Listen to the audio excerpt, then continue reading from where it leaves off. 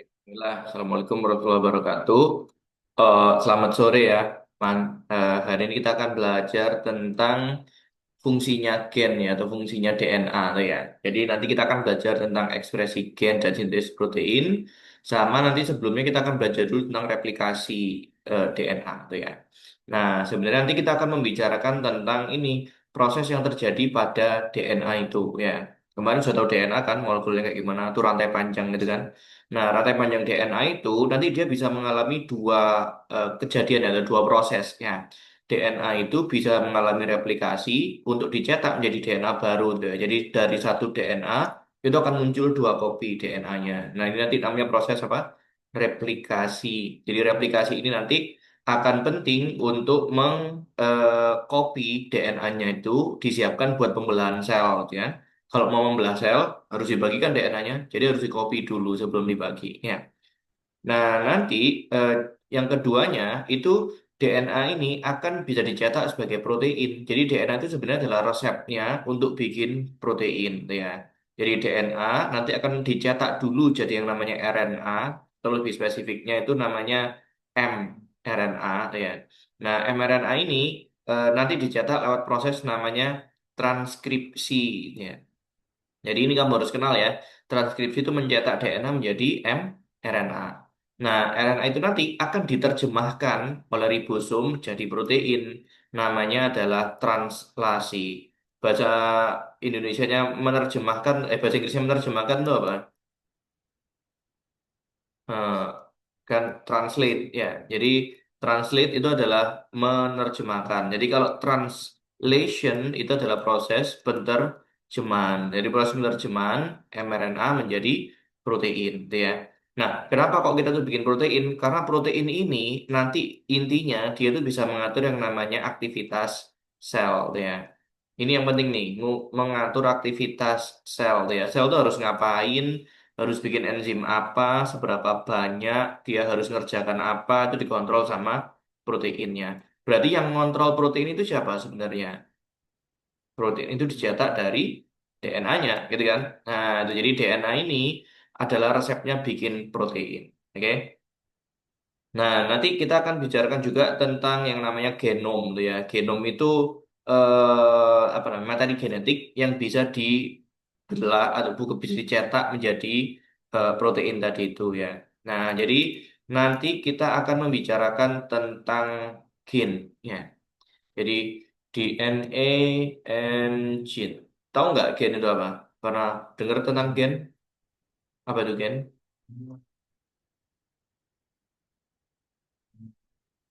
Ah. Apa itu gen? Pernah dengar? Gen itu, gen itu sih sebenarnya adalah pembentuk ya kan. Jadi yang menjadikan sesuatu itu namanya gen ya. Nah, jadi kalau yang menjadi air itu namanya hidrogen gitu kan. Disebut hidrogen karena dia penyusunnya air gitu kan. Nah, jadi gen ini sebenarnya adalah penyusunnya protein gitu ya. Jadi gen itu sebenarnya sepotong benang DNA itu. DNA itu kan panjang loh. Ada daerah-daerah tertentu itu yang kita sebut namanya gen ya. Jadi dalam satu rantai DNA itu bisa banyak gen disimpan di situ ya. Nah, karena protein ini nanti mengatur aktivitas sel, berarti dia akan mengatur sifat sel juga kan ya. Nah, aktivitas dan sifat sel tuh ya. Makanya sifat kita itu sebenarnya dikode di dalam gen itu tuh ya. Kenapa rambutku kok hitam tuh ya? Karena aku punya gen pembentuk warna rambut hitam tuh ya. Kenapa rambutku keriting, nggak kayak rambutmu lurus gitu kan? Karena aku punya gen di sebelahnya lagi mungkin ya. Itu untuk membuat rambutnya jadi keriting gitu ya. Dan seterusnya. Semua sifat kita itu ditentukan sama gennya. Eh ya, sementara ini pahami gitu aja ya. Jadi gen itu akan apa namanya mengkode sifat-sifat kita itu ya. Nah, jadi gen itu adalah kode untuk sifat suatu sel ya, lewat cara mengkode proteinnya gitu ya.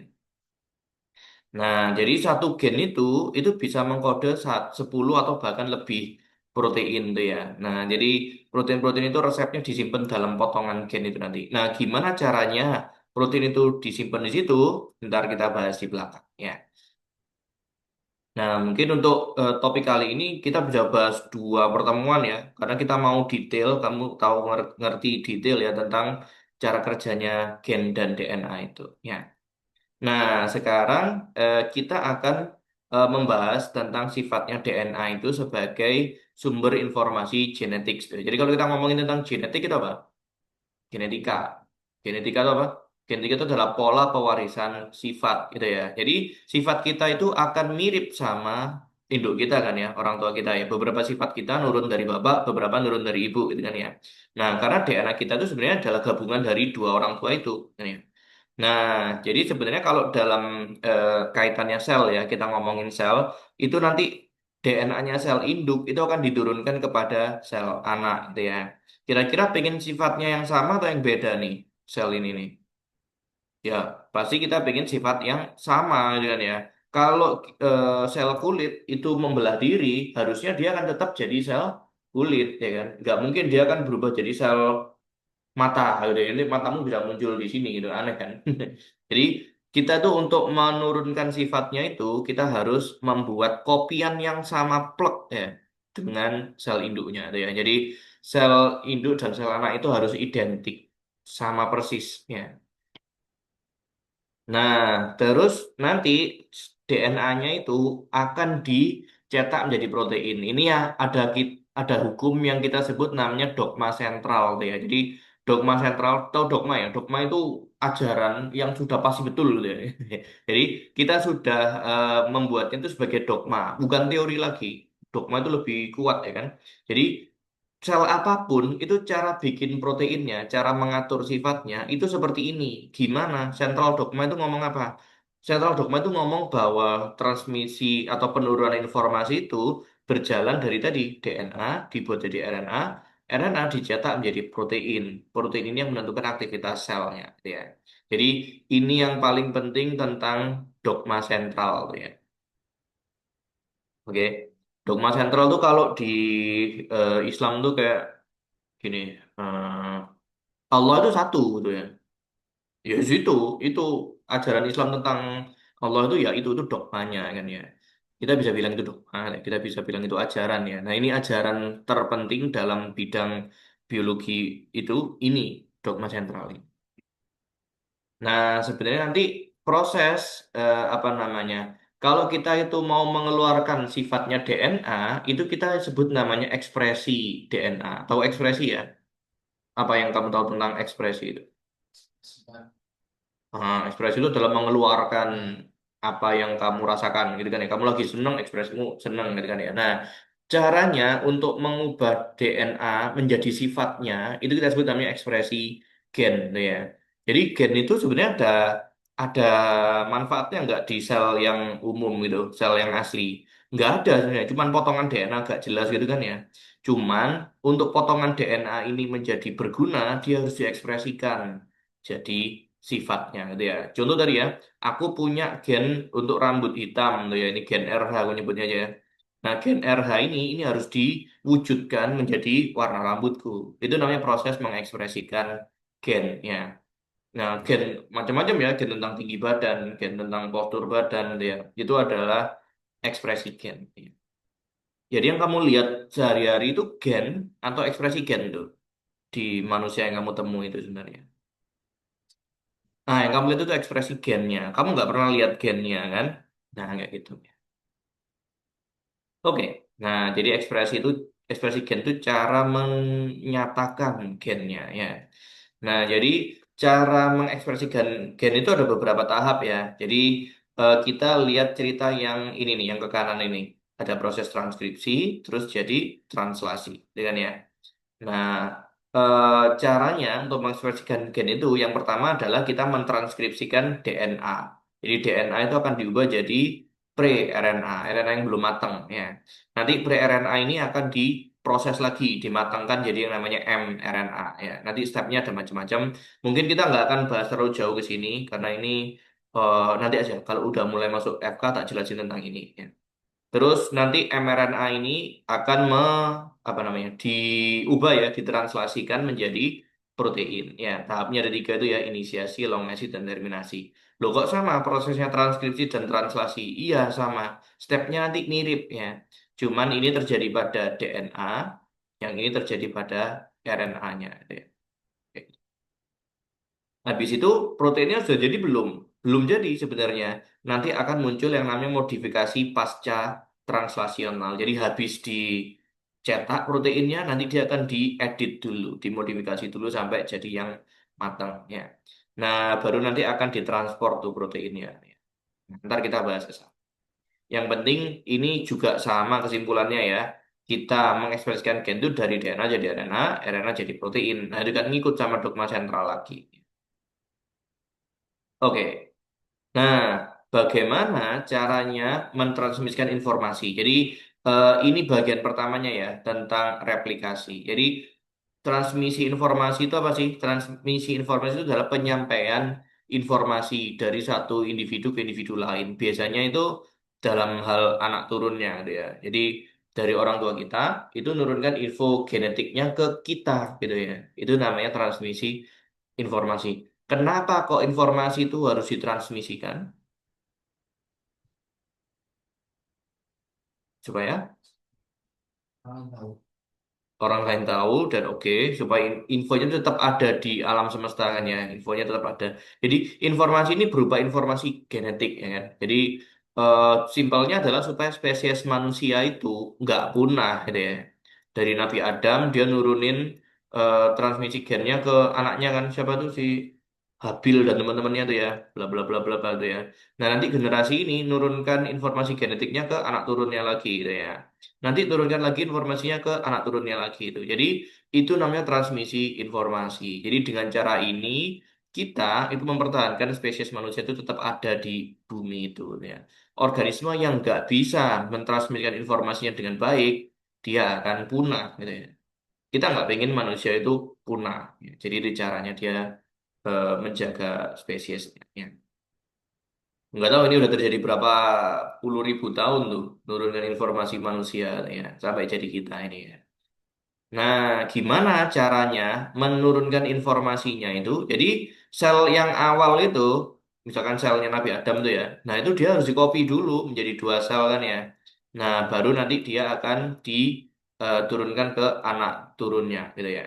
Nah, itu nanti yang namanya replikasi. Jadi supaya bisa menurunkan sifatnya, itu harus mengalami replikasi. DNA itu harus dikopi jadi dua, gitu ya. Nah, karena dalam nukleusnya sel eukariot itu DNA bentuknya helix, kita tuh termasuk eukariot kan? Kemarin eukariot apa? Masih ingat? Itu sel yang punya membran inti itu ya. Berarti dia punya nukleus asli kan ya. Nah, DNA kita itu kan bentuknya helix, double helix, helix ganda ya. Maka saat nanti direplikasi juga akan muncul dua helix DNA itu. Jadi dua pasang DNA-nya ya. Nah, proses ini nanti terjadi untuk mempersiapkan proses namanya mitosis ya. Nanti di pertemuan berikutnya lagi kita akan bahas tentang proses mitosis, gimana membelah selnya gitu ya. Nah, sekarang kita lihat dulu step persiapannya, namanya replikasi DNA. Nah, kalau DNA-nya udah terreplikasi, maka nanti dia akan ditranskripsikan menjadi mRNA. M itu messenger ya. Tahu messenger? Artinya apa messenger? Nah, kalau message apa? Pesan. Kalau messenger berarti pembawa pembawa pesan ya. Jadi ini mRNA itu adalah RNA untuk bawa pesan ini pesanan protein gitu ya dari DNA. Ya.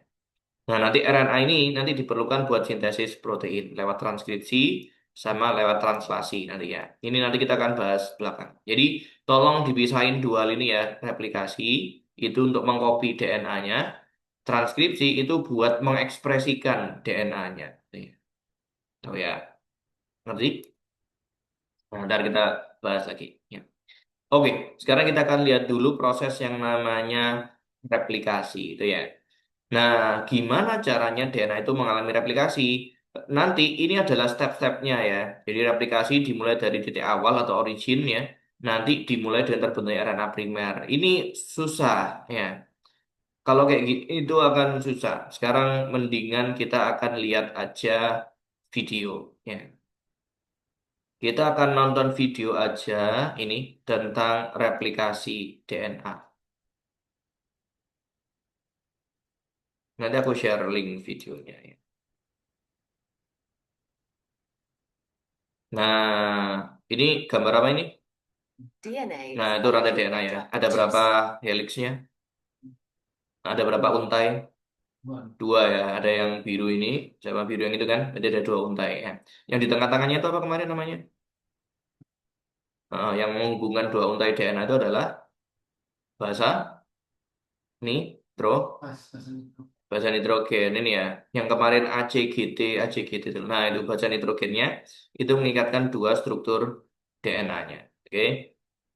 Strands Nah, ada twisted dua around each strand ya. other in a double helix Nah, shape. membentuk yang namanya double helix. Each strand Ya. is made up of a sequence of four chemical bases, represented by the letters A, C, G, and T. Nah, itu ya.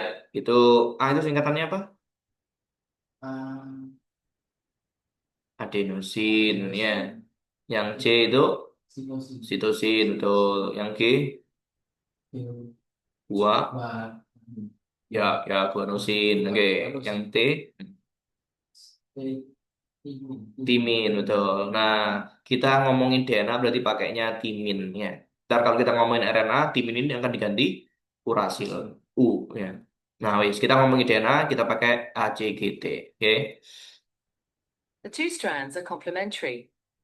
This means that wherever there's a T in one strand, there will be an A in the opposite strand. Nah, kemarin kita sudah bahas sifatnya DNA kan, komplementer ya.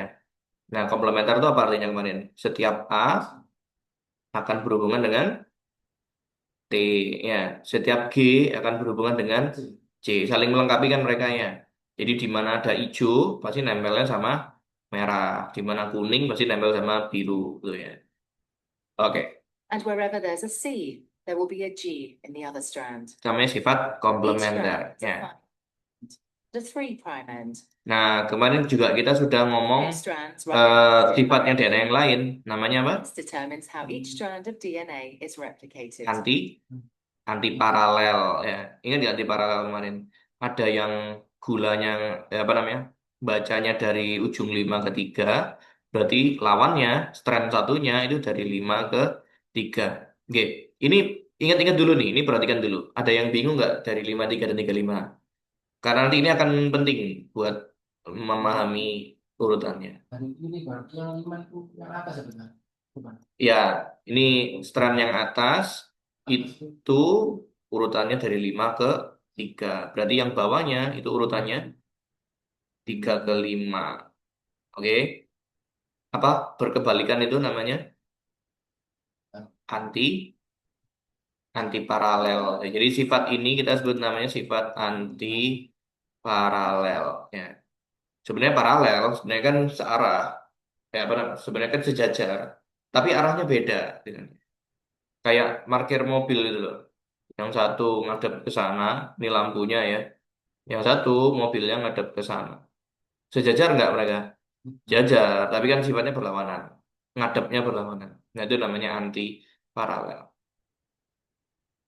Oke. Nah, ini nanti sifat anti paralel itu akan menentukan gimana DNA itu akan dicetak. Ya. Nih ya, this determines how each strand of DNA is replicated. Ya, jadi cara replikasinya akan beda nantinya. DNA is replicated. The first step in DNA replication Nah, is to separate the step two pertama strands. itu adalah proses melepaskan rantai DNA-nya itu, tuh ya. Jadi kalau kayak gini kan masih double helix kan. Nanti kita akan pisahin itu. Berarti kemarin tuh misahkan ikatan antara apanya, teman? Ini misahkan ikatan antara apa, teman? Hmm. Ini ikatan antar basa basa nitrogen. Kemarin apa bentuk ikatan basa nitrogen itu? Ikatan yang menyusun, yang menghubungkan basa nitrogen itu apa? Kemarin ada berapa macam ikatannya di DNA tuh? Ada dua apa itu? Oh bukan, itu kan jenis basa nitrogennya. Kemarin ini nih, ingat nggak? Antar nukleotida di rantai DNA itu diikatkan oleh ikatan fosfodiester. Oke, kalau dalam satu utas ya, antar nukleotidanya diikatkan dengan fosfodiester. Tapi kalau kita punya dua utas DNA itu, antar basa nitrogennya ini diikatkan oleh apa tuh? Ingat nggak itu kemarin? Ikatan apa itu yang pentol-pentol 2 dan 3 itu? Nih. Nah, ingat gak ini kemarin? A sama T itu berikatan dengan ikatan non, dengan ikatan hidrogen. Nah, ini ikatan non kovalen ya. Ingat gak kemarin? Nah, tuh, yang C dan G punya ikatan 3 tuh ya. Yang A dan D ikatannya ada 2. Jadi dengan cara ini sebenarnya dua rantai DNA kita itu saling berikatan, nggak lepas ya. Nah, berarti kalau kita mau ngelepas rantai DNA tadi yang harus kita potong apanya? Ikatan? Betul, ikatan hidrogennya harus kita potong ya. Nah, berarti ini tadi adalah proses memotong ikatan hidrogen supaya terlepas 2 tuh ya. Nah, enzimnya ini punya nama nih. Ini enzim itu proteinnya ya. Protein yang memotong DNA ini punya nama, namanya helikase, Unzipping is done by helikase ya. something called Nanti kalau kamu ketemu kata ase gitu, itu biasanya adalah nama enzim belakangnya. Karena ini memotong heliksnya DNA, namanya helikase ya. Orang Indonesia nyebutnya helikase, tapi orang Inggris nyebutnya ini helicase ya. helicase No, and results in helicase. the formation of a replication fork. Mau angkat telepon dulu? Oke. Nah, jadi enzim tadi itu akan memotong si helix DNA itu menjadi 2 utas kan ya. Nah, di sini ada pertigaannya tuh, yang kita sebut namanya replication fork ya. Jadi garpu replikasi, kayak garpu misah gitu kan. Nah, ini jadi pertigaan dulu. Tadinya ada 1, sekarang misah misah jadi 2 tuh ya. Itu namanya replication fork. Enzim apa yang memotong tadi namanya? Enzim ini, si coklat ini apa namanya? Ya, protein apa namanya? Nah, itu namanya tuh helicase ya. Itu helikase gitu ya. Helicase and results in the formation of a replication Nah, fork. jadi kerjanya itu memisahkan, membentuk yang namanya replication fork ya. Garpu replikasi. Separated strands each provide a template, creating a new strand. Nah, berarti sekarang kamu punya berapa strand DNA-nya setelah dipisahkan sama-sama helicase ini? Tadinya 1 strand nempel kan? Sekarang kita punya 2 strand yang sudah lepas ya. Nah, nanti masing-masing strandnya ini, masing-masing untai DNA ini, itu akan dicetak jadi kopiannya ya. Nah, bentar. The separated strands each Nah, provide a ini ya. template, Nanti akan jadi creating a new strand of template atau DNA. cetakannya ya. Jadi ini DNA yang lama kan ya. Primase starts the process. Nah, nanti gimana cara mengcopy DNA-nya itu? Nanti pakai enzim namanya yang berikutnya adalah primase ya. Nah, primase atau primase ini kerjaannya adalah untuk bikin primer ya. Apa itu primer? Nah, primer itu dia akan ngambil ini This enzyme RNA. makes a small piece of RNA. Nah, itu dia ngambil RNA ini yang kita sebut namanya primer. Tadi ingat kan sifatnya asam nukleat itu adalah komplementer, betul? Berarti setiap kuning akan ketemu biru, gitu ya. Setiap biru akan ketemu kuning, merah akan ketemu hijau, dan hijau akan ketemu merah, gitu ya. Cuman di sini kan nggak ada timin karena ini RNA. Timinnya kita ganti dengan urasil, itu makanya warnanya orange, gitu kan ya. Jadi nggak ada merah di sini, yang merah itu timin. Berarti ini sepotong RNA yang kita sebut namanya apa? Pri primer ya. Yang bikin tadi enzim namanya apa? Yang membentuk primer namanya enzim. Nih, bikin apa dia? Primer kan? Ya tinggal primer ditambahin ase jadinya primase itu ya. Yang motong helix, tinggal helix dikasih ase namanya helikase, udah gitu aja. Gampang banget kan? Jadi yang ngasih primer namanya enzim primase. Jadi primer itu DNA apa RNA? RNA itu RNA base kan, basa nitrogennya RNA dipasang di situ ya.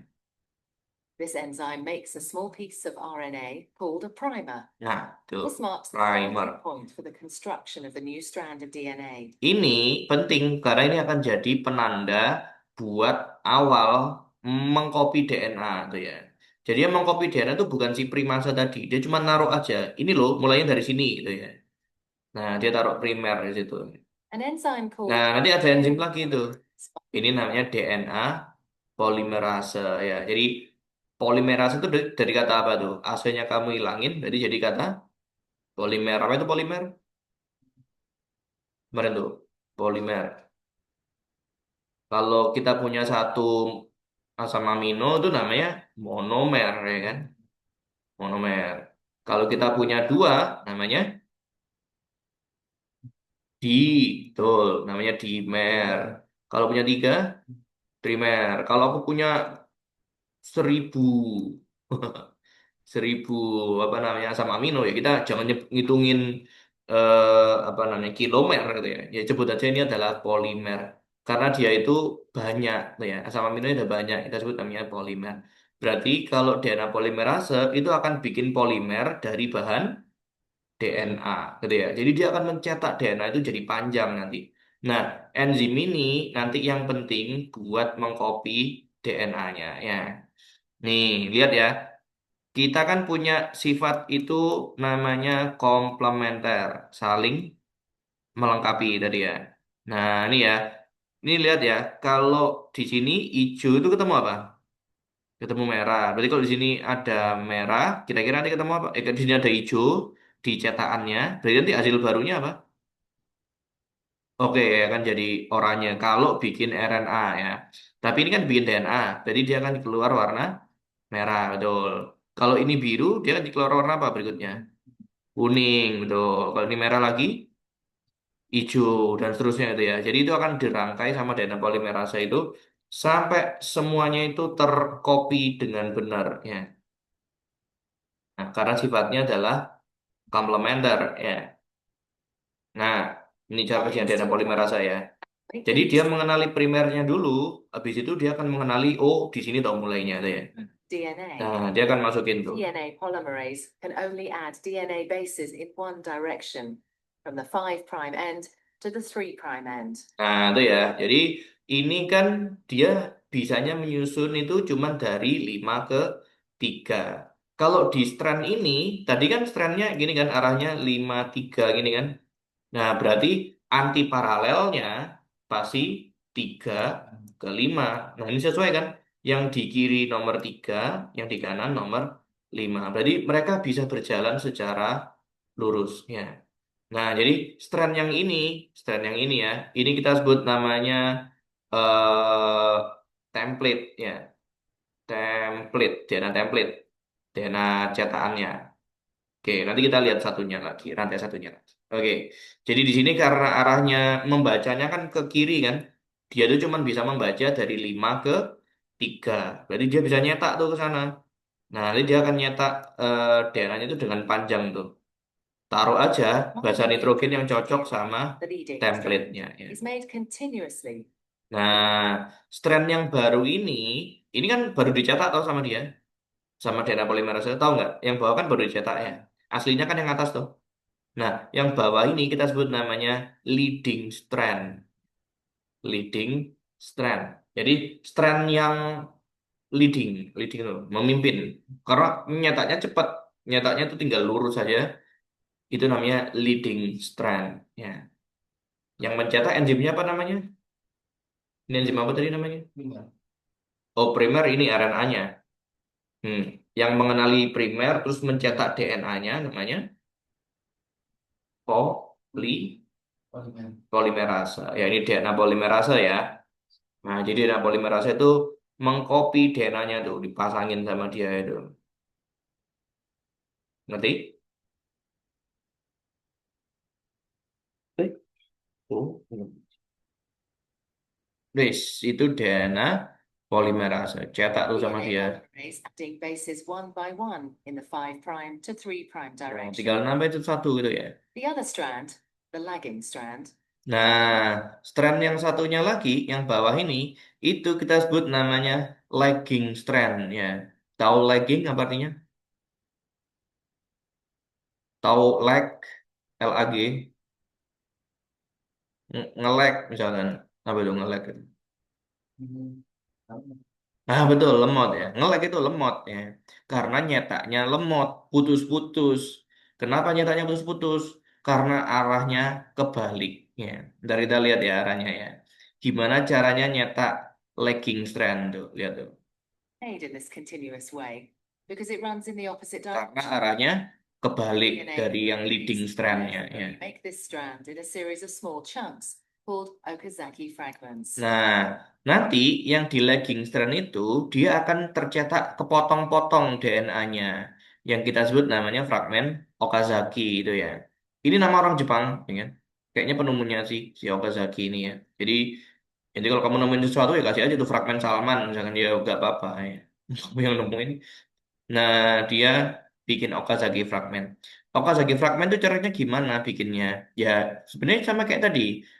Pertama, dia akan manggil yang namanya primase. Kerjanya ngapain primase tadi? AC-nya hilangin, jadi dia bikin apa? Primer, betul. Dia akan bikin Instructing to RNA selecting the primer. RNA. Nah, ini kan. Berarti RNA primer di sini itu penanda untuk bikin DNA. Ini penanda untuk enzim berikutnya kan? Namanya siapa? DNA polymerase DNA that adds a short row of DNA with polimerase. Ya. Nah, tadi ingat kan sifatnya DNA polimerase itu hanya bisa mengcopy dari 5 ke 3. Nah, tadi yang lagging strand ini, anti template-nya itu, kan ini ya, ini tadi berarti ini nyetaknya ke, ini 5 di sini kan. Dia mau nyetak ke sana berarti tiganya di sini. Nah, berarti yang lagging strand tadi itu 3 5 ini kan. Ngerti nggak? Karena template-nya itu adalah 3 ke 5, berarti mau nyetaknya harus 5 ke 3. Dia bisa jalan, tapi hanya sejarah ini tok, gitu ya. Jadi dia nggak bisa nggak dia mengcopy arahnya ke sana, menuju replication fork. Nggak bisa, dia. Nah, jadi makanya dia harus cetak dalam potongan-potongan tadi, namanya fragmen Okazaki. to 3' Ya direction. udahlah, segini dulu dicetak, seret, gitu kan. Nah, yang di sini kan nggak bisa dia nyetak ke arah sana kan. Nah, makanya nanti ya gitu caranya. Nanti pas udah kebuka lagi, The next ini bikin fragment primase lagi. selects the downstream strand. Bikin primer lagi, terus di Another Okazaki polimerase fragment lagi. is then and the Nah, process yang is kepotong-potong toh repeated. jadinya. Jadi apakah yang biru tua ini sudah jadi? Belum. Kenapa belum jadi? Ya, karena ini tadi adalah primer. Primer itu DNA apa RNA? RNA. Jadi belum jadi kan? Nanti primer ini harus diganti dengan DNA yang benar ya. Nah, nanti akan Finally, ada yang DNA lepas is lagi. made. The enzyme Ini namanya exonuclease exonuklease ya. Jadi nanti caranya baca fungsinya itu gampang deh. Exo itu apa? X, exit, keluar. Jadi ini keluar nuklease, nukle karena dia motong ti, nukleotida. Ini nggak nukleotida tuh. Dipotong sama dia keluar karena mau diganti sama DNA. Ini ya RNA dibuang, releases the RNA primernya dibuang, both strands of terus DNA. diisi lagi sama DNA DNA polimerase. polymerases then fills in the gap Nah, by ini kan bolong tuh, binding to dimasukin DNA. sama DNA-nya. Set, jadi kan, nah itu, jadi lebih ribet ya mencetak yang anti template itu ya, karena harus kepotong-kepotong bikin fragmen Okazaki. Oke? Finally, Nah, the enzyme nanti DNA akhirnya replicase itu fills akan in the muncul gap. yang namanya DNA ligase. Ligase itu apa artinya? Ligan, ligan itu ligasi, mengikat ya. Nah, jadi dia tuh fungsinya untuk mengikat dua strand DNA yang baru tadi itu. Ini kan, tadi yang asli betulan DNA lama itu yang mana? Yang atas doang kan? Yang bawah itu kan DNA kopian. Berarti kan mereka masih terpisah tuh. Belum punya ikatan apa? Antar antar baca nitrogen itu harusnya diikat dengan ikatan apa? Hidrogen betul. Nah, tapi mereka belum bikin tuh ikatan hidrogennya. Nanti dibikinin sama DNA ligase. Jadi akan dilem gitu ya. DNA in both Nah, parts biar nggak to putus. double strand. DNA Nah, replication kayak is gitu one of namanya. this. Udah ngerti cara replikasinya? Nah, proses replikasinya DNA itu kita sebut sifatnya adalah semi konservatif. Ya, semi itu apa artinya? Hmm. Semi itu Mau bersin nggak jadi. Semi itu separuh artinya ya. Jadi separuh konservatif. Kenapa kok separuh konservatif? Semi-conservative. Karena Such DNA satu binding strandnya is itu made strand up of lama, one hot, ya kan? conserved Yang di strand of copy cuman DNA satu strand and one baru gitu A1. ya. Yang di anti template juga sama ya. Yang satu strand lama, yang satu strand baru. Jadi DNA kita tuh separuh cuman DNA kopian aja ya. Yang satu lagi DNA lama. Nah, oke. Oke, sekarang aku tanyain ya, sama nggak Hot, kira-kira DNA yang baru ini sama DNA yang lama? Ya pasti akan sama ya. Ini ya, kalau tadi aku punya satu DNA itu, misalkan biar gampang aku bilang ini aja ya, A G T itu ya. Ini kan DNA template ya, DNA lama. Aku bilang aja ini lama. DNA lamanya adalah parent ya, parental DNA, DNA induk ya. Kalau CAGT, karena sifat DNA itu adalah komplementer, kalau template-nya itu bilang CAGT, berarti anti template-nya dia bilang apa? G pasti berikatan dengan, eh, C pasti berikatan dengan G, gitu kan? A pasti berikatan dengan T, gitu ya. G pasti berikatan dengan C, gitu ya. Nah, yang T pasti berikatan sama A, gitu kan? Ini kan cetakan aslinya, ya toh? Tadi pada proses replikasi DNA itu kita potong kan ini dua template-nya itu ya, dua rantainya ya. Yang satu jadi leading strand, jadi dia ini C A G T itu ya. Nah, yang satu itu akan pisah jadi G T C A, gitu kan urutannya ya. Ini kan DNA kopiannya kan, DNA aslinya ya. Terus kan sama DNA polimerase nanti akan dipasangin kan pasangan-pasangannya ya. Nah, pasangannya C siapa berarti setelah diisi? Pasangannya C pasti G dengan A itu pasti berpasangan dengan T, G pasti berpasangan sama C, T pasti berpasangan sama A gitu ya. Nah, untuk yang lagging strand-nya ya sama kan di copy kan. G berpasangan sama C, T berpasangan sama A, C berpasangan sama G gitu ya. Yang A berpasangan sama T. Nah, ini kan jadi kopiannya ya. Kira-kira sama nggak tuh? Sama, yang di sini bilang CAGT, di sini juga bilang CAGT. Yang di sini bilang GTCA, sini juga bilang GTCA. Jadi hasilnya replikasi DNA itu apa? DNA yang sama, identiknya. Nah, tuh, jadi kita itu kalau membelah sel, kedua sel kita itu DNA-nya sama nggak kira-kira? Sama, tuh ya. Nah, jadi bayangin segitu banyak rantai DNA itu harus dipotong, harus disusun ulang menjadi DNA yang sama. Itu namanya proses replikasi DNA. Oke.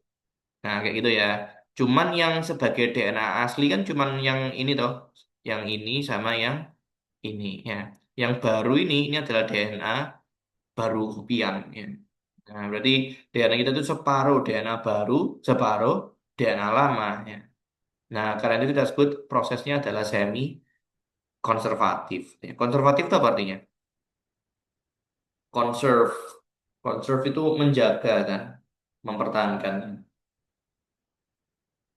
Jadi cuman dijaga separuh DNA kita itu. Separuhnya di copy maksudnya. Nah, ini terjadi di semua DNA kita, di semua sel kita ya. Di hampir semua sel kita ya, kerjanya kayak gitu ya. Tiap hari kita ngerjain ini, cuman kita nggak pernah tahu kan. Nggak pernah sadar kita ya. Dan alhamdulillah kita nggak perlu ngurusin replikasi sel kita. Ya bayangin ya kalau otakmu harus ngurusin replikasi sel gitu, ya nggak sempat belajar itu. Wah, hari ini aku harus ngopi berapa jumlah sel gitu ya. Ribet kan. Nah, alhamdulillah proses ini bisa berjalan tanpa perlu kita kontrol. Strand of DNA. Wis, ada yang mau ditanyakan tentang proses replikasi? Yang atas sama bawah itu lebih cepat yang atas sebenarnya pembentukannya. Iya, Nah, dia disebut leading strand tadi ya. Hmm. Oke, jadi kita review lagi tadi ya. Kita nggak usah pakai suara. Nah, tadi kita mereview dari sifatnya DNA itu yang anti paralel ya kan. 153, satunya 3 ke 5 gitu ya. Dari kiri dibacanya kebalik kan. Nah, kalau mau ngopi nanti dia harus dipisah tuh ya. Yang memisahkan enzimnya namanya apa? Heli, helikase tuh ya. Enzimnya memisahkan namanya helikase. Nanti seringkali tuh ditanyain nama enzimnya tuh ya, pakai apa? Helikase. Nah, kayak gini nih. Ini helikase. Nah, setelah dipisahin sama helikase, terbentuk replication fork dan 2 strand DNA kan ya. Oke, ini 2 strand DNA-nya. Kita lihat di bagian yang leading strand ini. Nah, nanti cara mengkopinya dimulai dari primase ya. Naruh primer RNA ya. Nanti RNA primer ini dibaca sama si DNA polimerase ya. Nih ya, jadi please tolong dinotis ini nama enzimnya DNA polimerase. Berarti hasil pencetakannya dia adalah DNA. Jadi enzim ini mencetak DNA baru ya. Nanti kalau namanya tak ganti ya, ada enzim namanya RNA polimerase. Kira-kira kerjanya ngapain? Betul, dia membuat RNA dari cetakan DNA gitu ya. Nah, nanti kita bahas waktu ekspresi gen ya. Kita bahas waktu ekspresi gen. Tapi kali ini kita bahas yang DNA polimerase dulu. Jadi enzim ini mengcopy DNA menjadi DNA. Berarti itu adalah proses replikasi gitu ya. Nah, nih DNA polimerase kerja, dia nyusun basa nitrogen sesuai cetakan aslinya ya. Karena arahnya sudah pas, dia bisa mengcopy secara berlanjutnya. Gitu kan ya. Nah, ini kita sebut namanya leading strand ya. Nah, itu ngopinya dari 5 ke 3 ya. Wis dicetak terus tuh sama dia ya. Berarti apa ada Okazaki fragment nggak di leading strand? Nggak ada. Nggak ada, nggak perlu ya kan. Karena dia bisa langsung lanjut nyetaknya. Nah, yang lagging strand beda lagi. Ini keputus-putus bikinnya ya. Kenapa keputus-putus? Karena di paralelnya balik. Betul, karena nanti paralelnya kebalik gitu. Arahnya kebaliknya. Nah, membentuk yang namanya Okazaki fragment. Ya. Caranya gimana bikin replikasinya? Sama ya. Primase dulu, bikin primer di situ, terus dibaca sama DNA polimerase ya. Nah, nanti dia akan nyusun sepotong ini, sepotong DNA itu. Nah, jadilah fragmen Okazaki. Ya. Nah, nanti karena kepotong-potong, dia bikin lagi primer, terus ngisi lagi DNA polimerase jadi fragmen Okazaki berikutnya ya. Tuh, berarti selang-seling ya, primer fragmen Okazaki, primer fragmen Okazaki itu ya. Untuk motong primernya pakai enzim eksonuklease. Jadi ya. Nah, ini untuk motongin primernya kita pakai eksonuklease, dipotong untuk RNA primernya. Nah, itu digantiin pakai DNA yang benar ya. Nah, DNA polimerase. Nanti DNA polimerase itu nomornya ada banyak ya. 1, 2, 3, 4, 5 gitu ya. Nah, beda nomor DNA polimerase. Tapi sekarang anggap aja sama DNA polimerase. Nah, wis diisi lagi sama DNA. Jadi fragmen primernya hilang, sekarang DNA udah lengkap ya.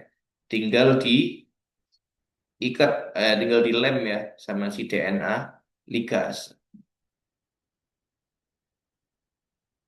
Nah, tuh, wis jadilah double strand yang baru ya.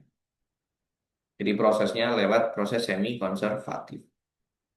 Udah, gitu aja replikasi. Gampang kan? Ada pertanyaan? Gak ada ya? Oke. Nah, kalau udah nonton video tadi, sih udah gampang. Tinggal baca ini aja. Replikasi dari bermula di satu titik awal atau origin replikasi dan terbentuknya RNA primer. Ya udah tahu kalau mau nyetak itu harus bikin primer RNA dulu ya.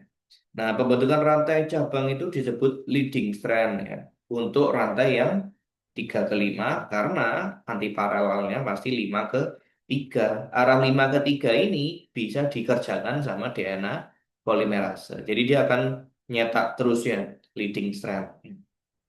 Nah, rantai lainnya, strand satunya ya, itu arah pemanjangannya 5 ke 3, tapi nggak bisa jalan karena antiparalelnya pasti 3 ke 5. Berarti nggak bisa dicetak secara continuous, membentuk lagging strand ya, terpotong-potong gitu, terputus-putus ya.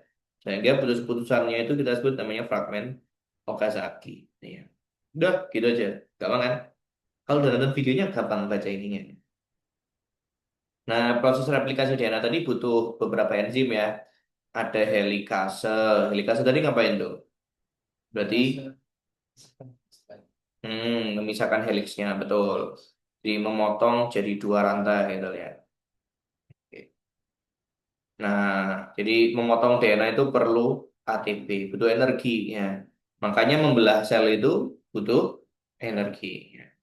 Terus nanti ada lagi nanti enzim lain tadi belum kita sebutin ya. Namanya topoisomerase 2 atau DNA kirase atau ya. Ini terutama apa namanya itu? Ada di bakteri itu. Kita sih jarang pakai itu ya. Di human DNA gyrase. Punya nggak ya? Nah, nih ya. Jadi DNA kirase itu nggak ada di manusia. Yang punya itu adalah bakteri itu. Kenapa kok kayak gitu? Karena bakteri itu DNA-nya itu beda sama kita. Dia gampang bulat. Nah, jadi DNA kirase itu kayak gini tuh. Nah, ini pas mau ini ya apa namanya? Jadi apa namanya? Jadi kabur ya. DNA kirase yang ini nih. DNA kirase tuh bantuin helikase sebenarnya. Jadi sebelum dipisahin sama helikase, distabilkan dulu sama DNA kirase, gitu ya. Nah, itu namanya DNA kirase. Tapi ini kita nggak punya ya, bakteri yang punya. Jadi nanti salah satu cara menghambat replikasi bakteri gimana? Kita blok DNA kirasenya, ya. Atau DNA topoisomerasenya. Ya. Nah, nanti kita pakai obat tertentu dari golongannya si fluoroquinolone ya. Fluoroquinolone. Nah, ini nih. Obat fluoroquinolone itu cara kerjanya adalah dengan ngeblok DNA kirase dan topoisomerase 4-nya bakteri. Kita kan nggak punya ini. Berarti sel kita nggak perlu enzim ini kan? Berarti kira-kira sel kita mati nggak kalau diblok enzimnya? Nah, Ya nggak mati, orang nggak butuh. Kan? Nah, bakteri yang pakai enzim ginian bisa terhambat replikasinya gara-gara kita kasih obatnya itu. Ya. Nah, nih, jadi obat ini caranya adalah ngeblok DNA kirase tadi itu ya. Jadi bulat, super coil DNA-nya jadi ngeruel, nggak bisa diolor. Nah, caranya kayak gitu. Obatnya itu yang belakangnya fluoxacin itu pernah dengar nggak?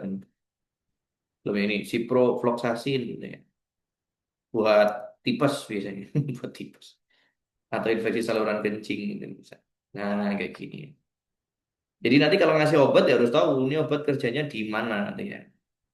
Kira-kira obat ini gangguin selnya pasienku apa enggak gitu ya. Oke, jadi kita nggak butuh ini ya, topoisomerase 2. Nah, enzim berikutnya yang terlibat itu adalah primase. Tadi dia bikin RNA primer ya. RNA primer itu dibikin sama si primase. Primer tadi itu penanda untuk enzim berikutnya namanya DNA polimerase ya. Nih, DNA polimerase itu enzim yang dipakai untuk sintesis DNA. Ada 3 tadi aku bilang ya. DNA polimerase ada 1, 2, 3. Masing-masing butuh ATP. Ya. Nah, kalau DNA polimerase 1 itu buat repair ya. Kita belum bahas ini tadi untuk memperbaiki DNA yang rusak tadi itu ya. Nah, kalau yang kita bahas tadi itu yang ini, yang DNA polimerase 3. Nih ya, enzim yang paling aktif buat replikasi primer ya. Nah, jadi yang satu dan dua itu untuk memperbaiki DNA. Kalau kita bahas tadi yang tiga. Oke. Nah, terus setelah tadi dicetak ya, kalau ada fragmen Okazaki, dipotong pakai enzim eksonuklease kan, yang motong RNA Okazaki tadi, RNA primernya tadi ya. Nah, itu. Terus setelah fragmen Okazakinya dipotong, diikat pakai DNA ligase. Ada satu lagi sebenarnya enzim namanya RNA hidrolase. RNA hidrolase itu yang misahin RNA primer dari fragmen Okazakinya. Jadi sebelum eksonuklease itu bekerja, RNA hidrolase dulu harus jalan ya. Mana tadi? Oh, ini polimerasenya. Nah ini sebelum eksonuklease itu jalan, itu ini ikatan antara DNA sama RNA itu harus diputusin dulu. Biar eksonuklease nggak salah motong, itu yang dipotong DNA-nya malahnya. Susah-susah bikin malah dipotong sama eksonukleasenya. Nah jangan sampai, makanya dipotong dulu, dia bisa teliti cuman motong RNA-nya aja. Nah nanti celahnya diisi pakai DNA polimerase 3. Gitulah ceritanya. Bis. Tuh. Nah, ini step-stepnya replikasi DNA ya. Nah, kalau untuk prokariot, prokariot itu kayak bakteri itu kan. Prokariot itu dia cuma punya satu origin of replication. Jadi, ini ya, prokariot, origin of replication. Jadi prokariot itu kayak bakteri itu kan cuman satu DNA-nya kan. DNA-nya lah bulat gitu loh. Nah, berarti dia cuman butuh satu aja tempat mulainya itu. Nih, contoh DNA-nya kan bulat kayak kayak gelang gitu loh. Nah, jadi memulainya cukup di satu tempat ini, terus nanti tinggal dicetak dipisah ke dua arah gitu ya. Tinggal deligasinya ada dua, gitu. Satu buka ke kanan, satu buka ke kiri, terus habis itu dicetak tuh sama polimerase, bla bla bla bla tadi itu. Jadilah tercetak dua DNA anaknya. Oke. Nah, kalau manusia itu kan kromosom ada 46. Banyak banget gitu kan. Berarti nggak mungkin kita nungguin satu-satu kromosom di copy gitu ya. Satu kromosom berikutnya. Nggak mungkin kita nungguin mereka urutan gitu. Nah, makanya kalau yang pada sel eukariot ya, kayak kita, itu ada banyak origin of replication-nya gitu ya. Jadi satu DNA panjang itu bisa dimulai dari banyak tempat. Nah, kamu tadi kan cuma lihat satu proses kan di video tadi itu. Sebenarnya di daerah kita tuh di banyak tempat tuh origin of replication-nya. Helicase main di sini, main di situ, main di situ tuh. Jadi nanti akan membentuk yang namanya replication bubble. Jadi gelembung-gelembung replikasi. Nah, jadi biar cepat replikasinya. Itu namanya origin of replication. Eukaryote punya banyak replication origins ya karena banyak DNA-nya. Nah, ini tadi rangkumannya ya.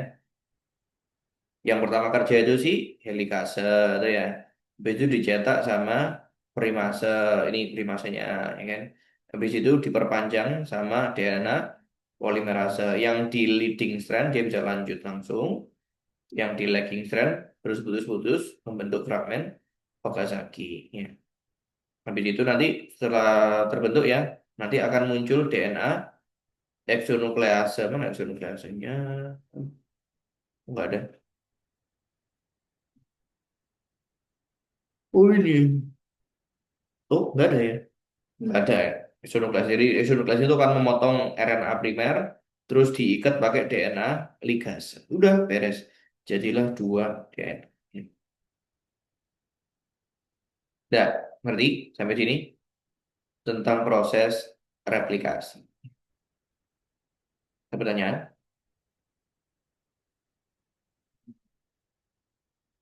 Bisa toh?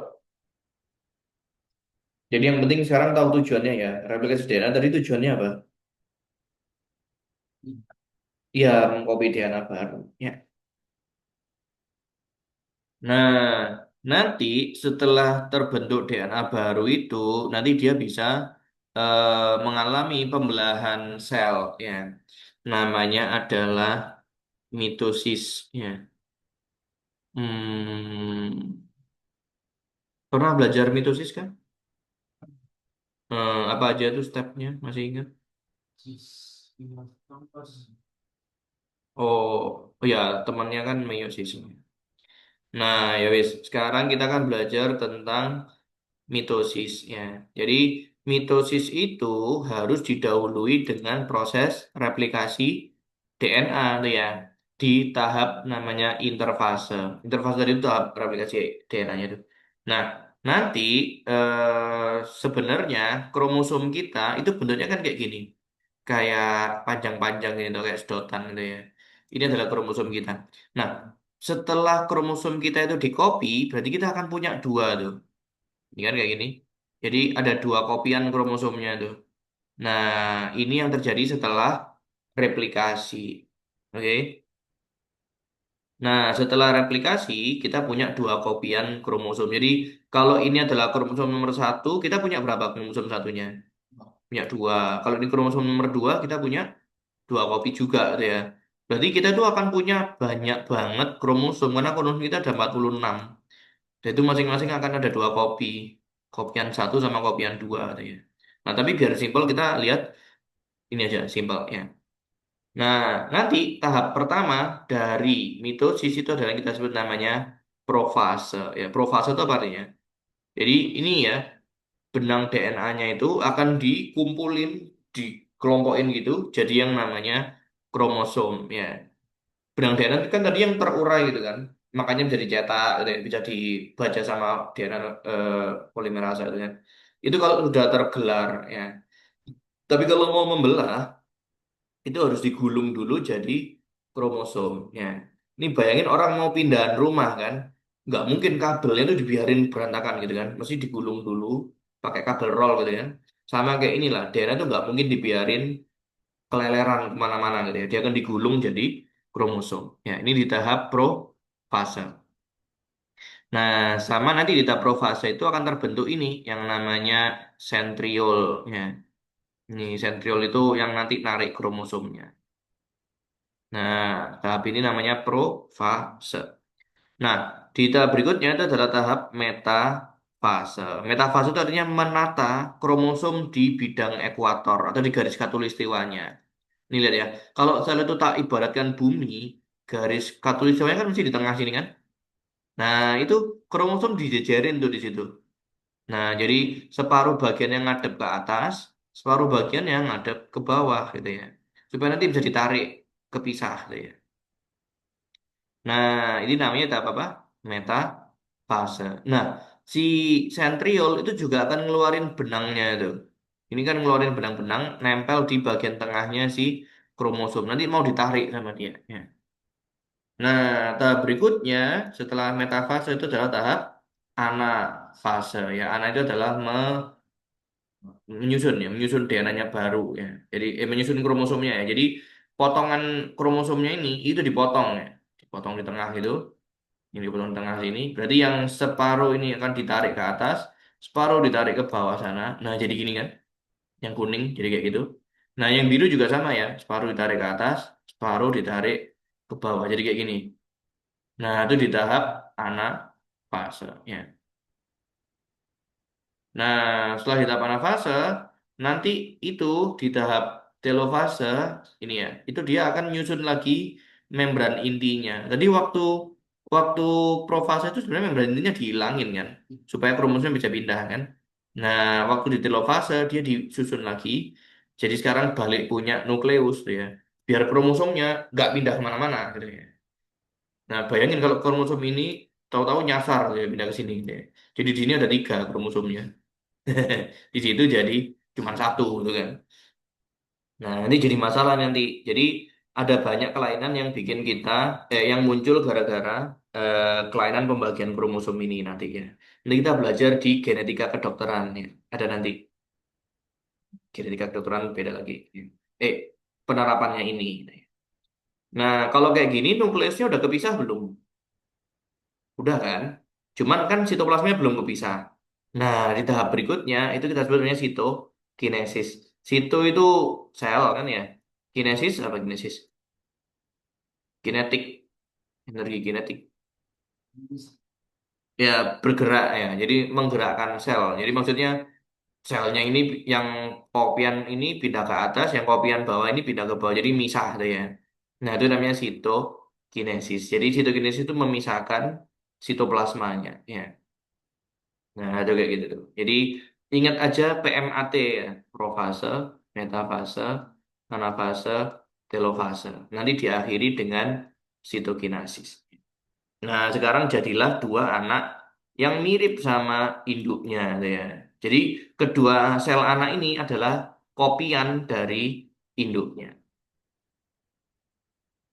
gitu.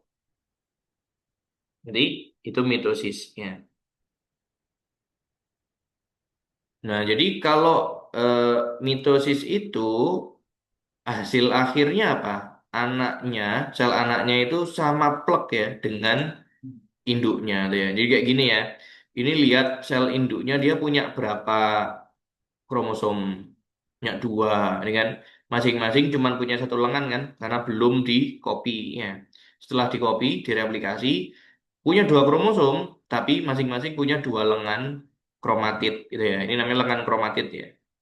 Nah, nanti di tahap anafase, kedua lengan kromatidnya dari dua kromosom tadi itu akan dipisahkan, sehingga jadi ini dua sel anak yang sama plek dengan induknya, gitu ya.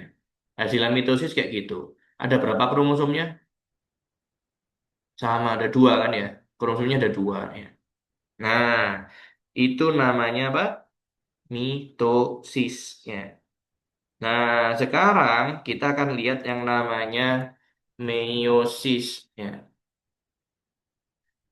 Nah, meiosis itu agak beda sama mitosis ya. Nah, jadi bedanya apa? Bedanya adalah kalau meiosis itu jumlah kromosomnya akan terbagi dua, ya. Nih, sekarang kita coba lihat yang mana yang kayak gituan tadi?